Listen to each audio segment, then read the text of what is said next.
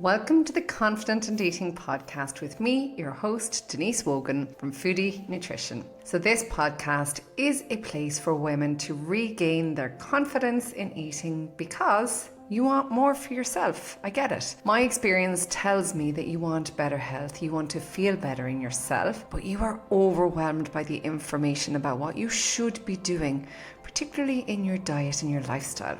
You're stuck. So I was stuck too, and I'm bringing to you this season a new word: curiosity. Health and well-being and the associated actions that you take are subjective, meaning that it is different for every single one of us. Over the next 10 weeks, we are going to get curious about how you can support your health the non-diet way. There's a lot to unlearn about how you engage with health-supporting behaviours, but let's have some fun as we do it.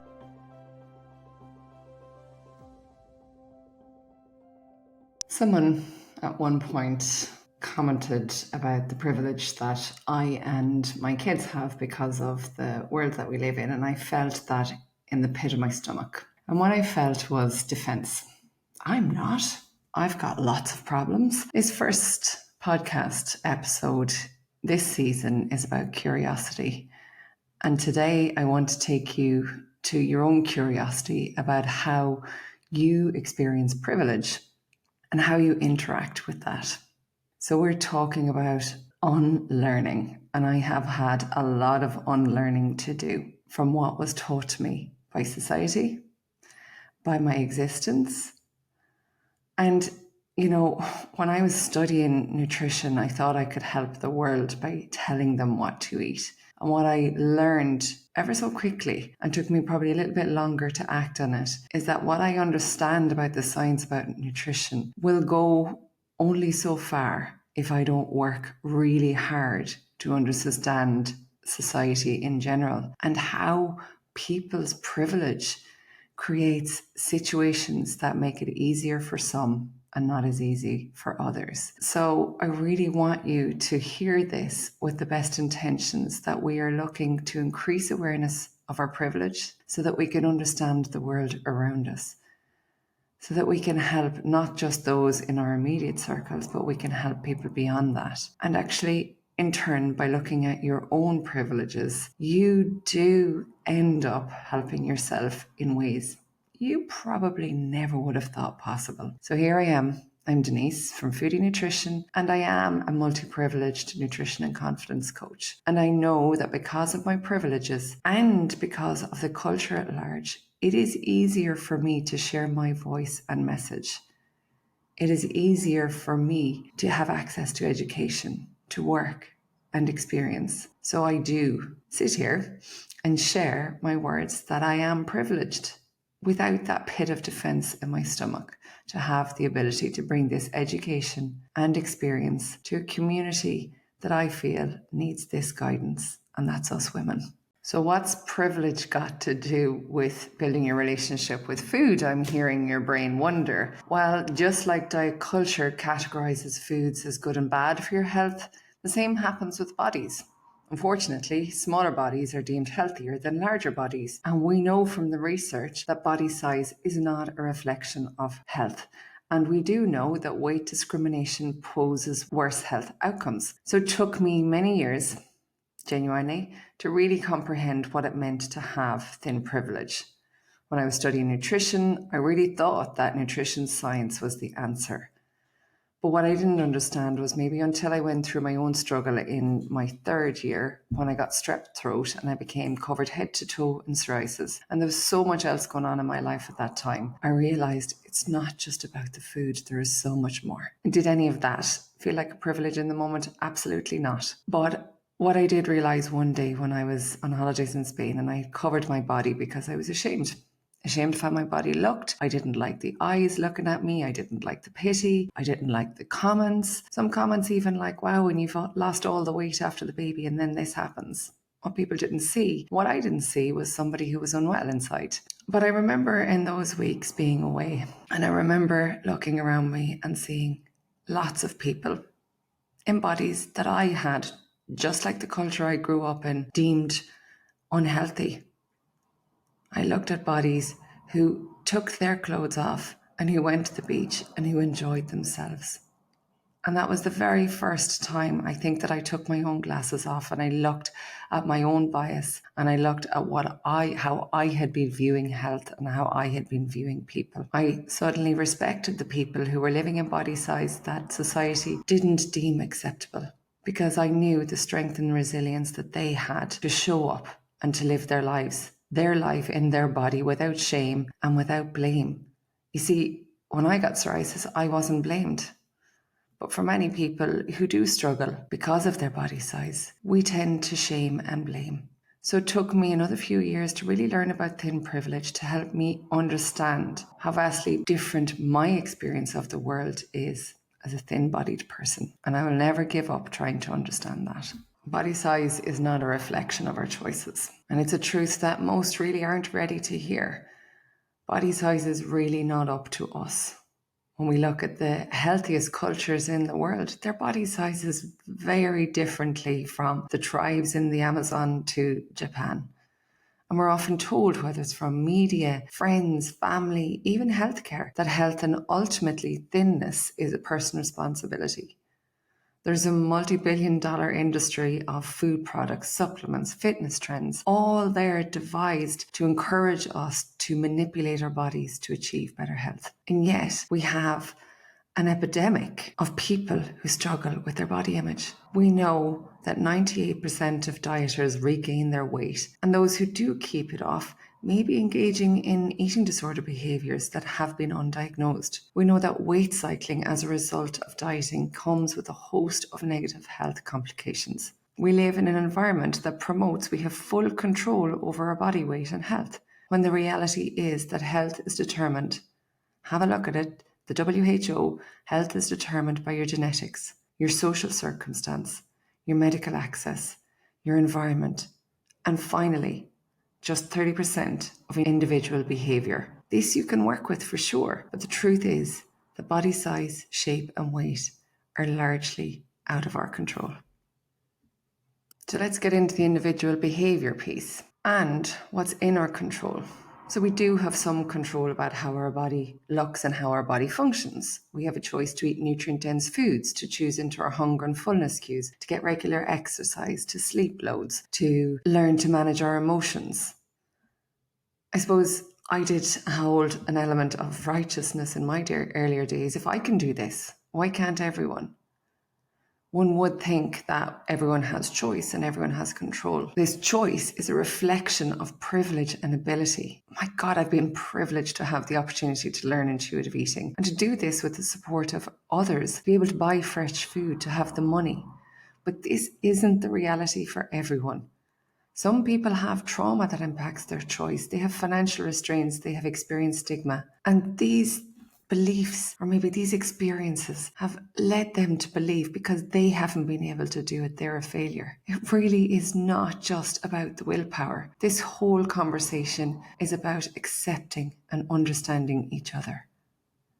Accepting that not everyone has the same privilege and not everyone has the same body size. And I do feel for the next generations growing up, we do need to learn how to understand the world from everyone's perspective, so that everyone gets equal access to health. So what's thin privilege? Christy Harrison has a really good definition of thin privilege. And she says, entre guillemets, quote unquote, by virtue of some characteristic of your body, in this case, being below a certain body size, you have greater access to resources and face less discrimination in society than people without that characteristic. So what happens when you experience thin privilege? Well, you have easier access to resources like medical care and face less discrimination on a systemic level. I have thin privilege because I live in a body deemed acceptable by society, by a fat-phobic culture that stigmatizes those in large bodies. My set point weight allows me to be in this body, but I don't experience oppression like others who live in larger bodies. I acknowledge my privilege is linked to my socioeconomic privilege too. That's led me to a career that is largely dominated by people who really are well-meaning, but maybe sometimes don't recognize that we are all a majority of able, thin-bodied and white people.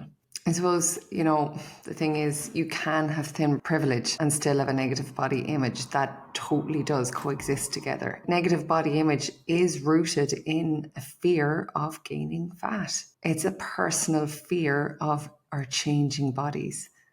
We can see this is happening in a lot of people who are entering into their menopause stage in life. This fear, this weight gain is a massive problem. We're going to talk about that in a later episode. But those with thin privilege might experience that within themselves and maybe within their interactions with other people.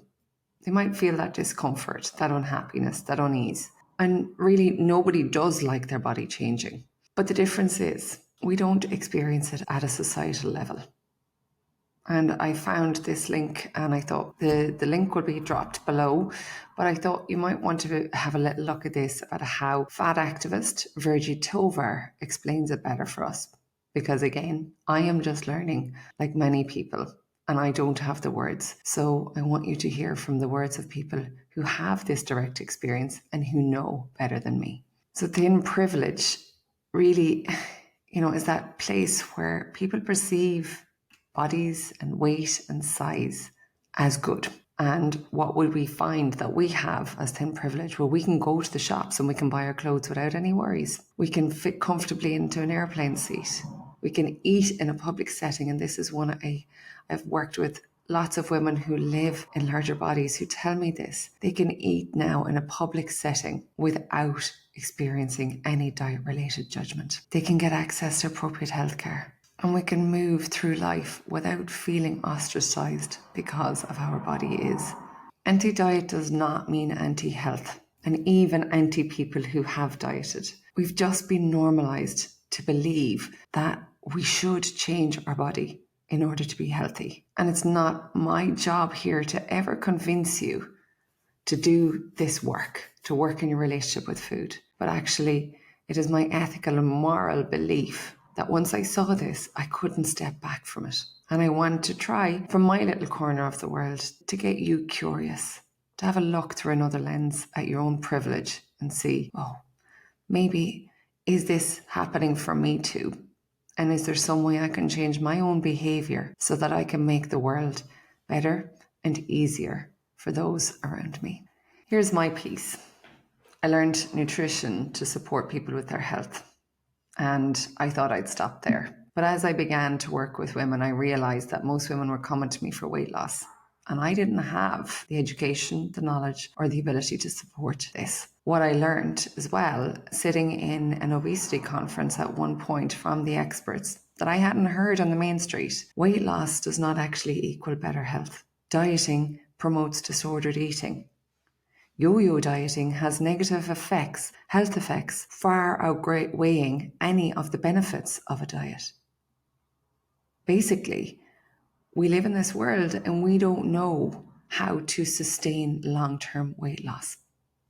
This is what is out there. So I choose to continue on to learn so that I could be with things like privilege and sit in a room with somebody else and tease out my own bias. When I think back to that time in Spain, when I realized for that first moment, and I kind of went through this in my own sessions, how do I become an ally to the people who didn't face the same discrimination on their psoriasis diagnosis as I did? How can I actually learn from those people who I saw got up and didn't think about, maybe they did internally, but they still got up and they got living their lives in a world that is unfortunately fatphobic, and they face systemic oppression every day. So I went and I've learned about all of these things. I've learned about health at every size. I've learned to feel a little bit more comfortable to open my voice. I am a white, thin, able-bodied nutrition coach. I get that. I say it a little bit easier today because I know where my intention to work comes from, and that is to do no harm. To be here to sit with women who really do truly want to discover a new relationship with food. And I know and I believe in my heart that they can. My experience is not the same as everyone's. And I will hand on my heart put that up and say, I don't have the same experience, but I do have a desire to learn from as many different sources as I can, but also from my clients. And I also respect 100% anyone who doesn't want to hear this message from me. I am pro-choice. So you please do what feels right for you. So the ways I aim to be, I suppose, in this world that I can offer the kind of support that feels right for me is to become an ally. I've radically overhauled my social media because visibility matters. I have people of all size, colour, shape in my social media feed now. I am widening my perspective. I've chosen my mentorships very carefully. I'm reading books by those in marginalised bodies and who've had experiences of life that I haven't. I'm trying to change the narrative conversation with people I interact with. I am certainly changing the narrative conversation with my clients. I worked on my own implicit bias, and my God, that was the weekend that I cried from the inside out because I realized that my privilege and my bias had me seeing the world doing harm to others that I wasn't aware of. I seek out organizations that I can work with who are really there to share the harmful truths of diet culture.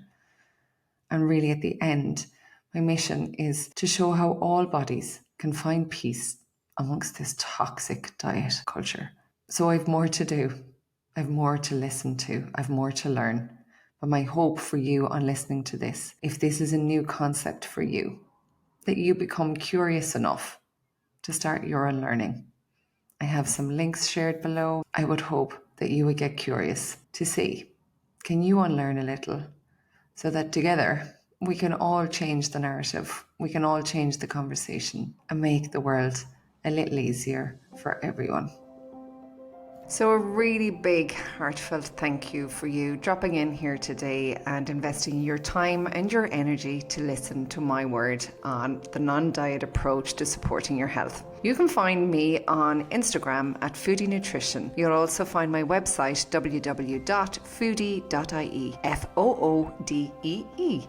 .ie. The show notes will be below. You can catch me on Instagram or pop me an email on denise@foodie.ie if you have any questions about what you're hearing or if you're curious about what you've heard and you want to take a step further. For this season, I want to draw your attention to my Confident in Eating self-paced home program that you can do in your own time so that you can unlearn and relearn some really helpful tools that are going to help you find peace in your relationship with food, but impact your life so much more in that, above and beyond what any diet can bring to you. There is a new approach, there is a new way of thinking about supporting yourself, and I am so excited to take you on that journey. So drop me a DM, drop me an email, get in touch if you're interested in taking your health into your own hands once and for all.